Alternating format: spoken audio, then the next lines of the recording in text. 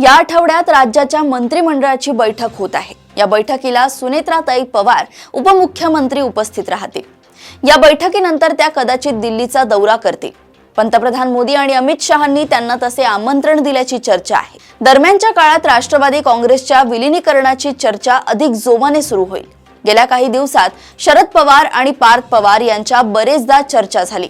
ती प्रत्येक भेट सांत्वनासाठी तरी नक्कीच नव्हती, त्यात राजकीय चर्चा झाली असेलच।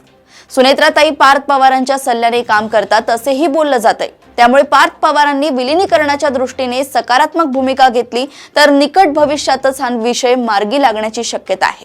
परंतु वस्तुस्थिती हीच आहे की भाजपाला बाजूला ठेवून हे दोन्ही पक्ष स्वतंत्रपणे निर्णय घेऊ शकत नाहीत आणि यामागे मुख्य कारण हेच आहे की शरद पवार गट सध्या विरोधी आघाडीत आहे। त्यामुळे विलीनीकरणानंतर भाजप सोबत राहायचे असेल तर मंत्रिपदांच्या संदर्भात या दोन्ही पक्षांना भाजप सोबत चर्चा करावीच लागेल।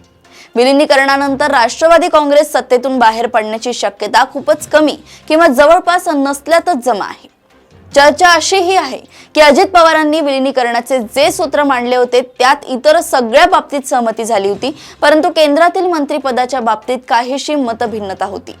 केंद्रातील मंत्रिपदासाठी सुप्रिया सुळे, सुनील तटकरे आणि प्रफुल्ल पटेल हे तीन तगडे दावेदार आहेत। विलीनीकरण झाले तर आपला पत्ता कट होईल अशी भीती तटकरे आणि पटेलांना वाटत आहे। या पृष्ठभूमीवर मध्यम मार्ग काढायचा असेल, राज्यातील आणि केंद्रातील मंत्रिमंडळात फेरबदल करावे लागतील आणि हे सगळे करायचे असेल तर त्याची सूत्रे अमित शहांकडेच आहे। त्यामुळे संभाव्य विलीनीकरणामध्ये अमित शहांची भूमिका निर्णायक असल्याचं बोललं जाते। अशाच घडामोडी व अपडेट सोबत पुन्हा भेटूया देशोन्नती संपादकीयमध्ये। बघत रहा देशोन्नती। नमस्कार।